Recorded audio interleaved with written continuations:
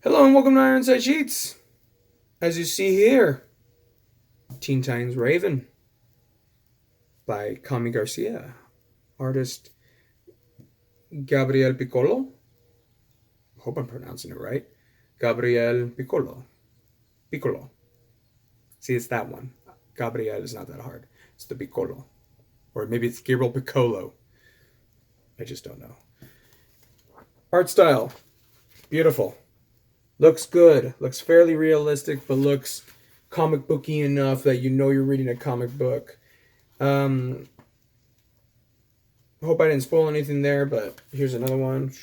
Looks pretty good. I liked it. I read this in a couple days. Now, granted, it wasn't that hard. It's a graphic novel. It's like a comic book, but in novel form. It's not that hard to read. I understand. I'm not a fast reader. The one thing I will say is that I'm not a fast reader. Plus, I was tired. So I was just trying to shrink down my massive reading list. And other people will say, your reading list is tiny. But at the time it was in the 80s, and now it's in the 70s. So, yeah, I was just trying to get through some easy books. And it's a pretty good story. Raven doesn't know who she is. Actually, I think she might have a different name. She might have a different name in this story. I think she gets called Raven because of her abilities. Oh no, her name is Raven. Her name is Raven. Okay, cool. She knows who she is at first. She knows she has a problem and stuff she has to deal with. Then she gets into a car crash with her soon to be adopted mother. Soon to be adopted mother dies. She loses her memories. Then she's put back into foster care, but her would-be aunt adopts her instead, becomes her actual mom, her adopted mom. Adopted mom already has a daughter. Daughter has some issues of her own. Nothing crazy, at least that seems so.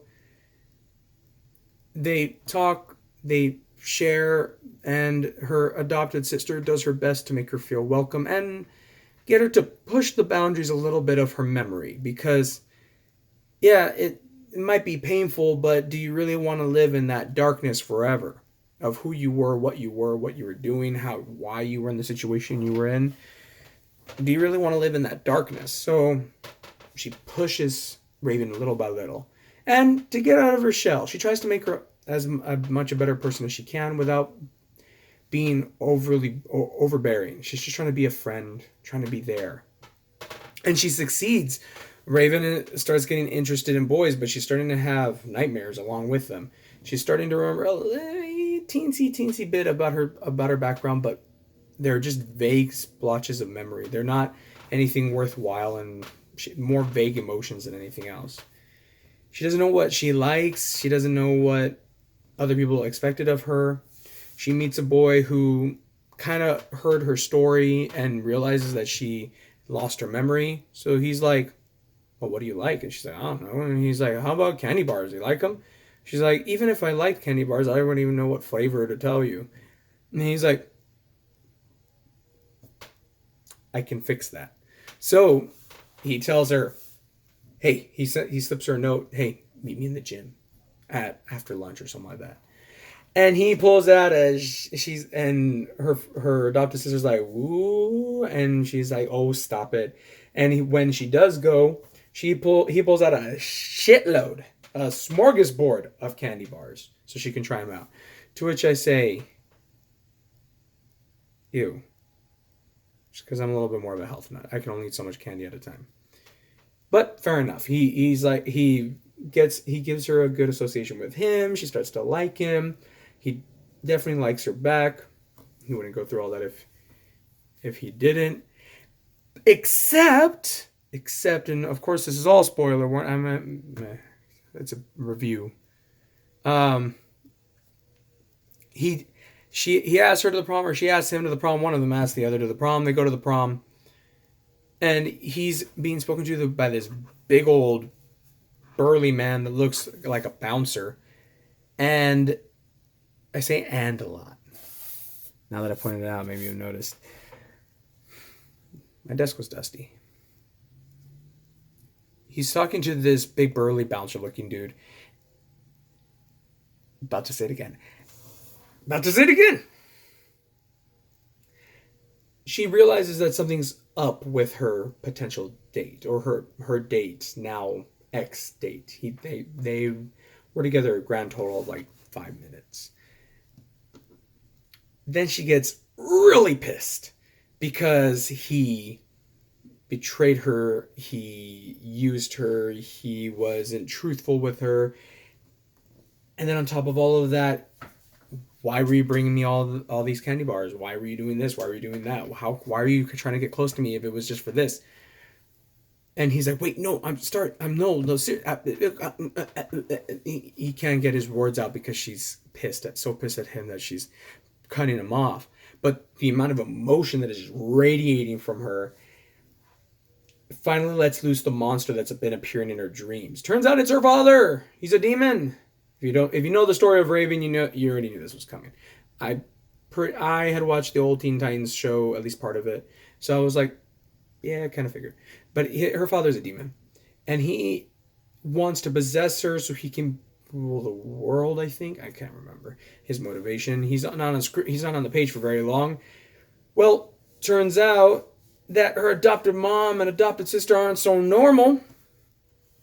Her adopted sister can attract the dead and use their power to help her along, I believe. And her mother can call upon them. Like, she can call them, daughter attracts them and uses their power. And that's why she didn't want to be with the friend that she's had for years, that he's been interested in her. And something's been going on between them. Like, when they're not messing around, or when she's not getting serious about, no, I don't want to date you, they have a lot of chemistry. They do talk. They have a good time. But she gets pissed every time that he brings it up. And to be fair, he brings it up often enough that, yes, I understand she get pissed. But she also wants him in return. The thing is that she has her own secrets. And her secret is that she is very supernatural. She has a very supernatural side to her. They help expel Raven's father. They realize that she has to really take control of her emotions, because any strong emotion will allow him to resurface. And she gets a note from big burly bouncer dude, Wade Wilson, telling her that, hey, I can help you learn how to control your powers. She's desperate because demon father, not nice. She decides to go on a trip on her own. She says goodbye to her mother, her adopted mom, but mother, and sister. Sister says, bullshit, I'm not letting you go alone. Goes with her. It's a good book. It really is. And it's not a huge time investment because it's a graphic novel. But it's beautifully drawn. It's well written, or at least fairly well written. I think Beast Boy was better. But I liked it. I really did. I'd give it 4 stars. Would I read it again? No. But I read the series. I hope you liked this video. If you did like it, leave a like. If you think someone else will like it, share it with them. And if you want more of this content, subscribe. I am an author. If you want to support me more than you already are by watching this video, you can check out some of the books I've written. The link will be down in the description below. That will take you to my website, and from there you'll get sent to Amazon from any subsequent purchase link that you press. I'm published through Amazon. There you go. And then I have a few other written reviews that I have not posted here on YouTube. You can find them in the other link in the description. All right. Thanks for listening, and have a good one.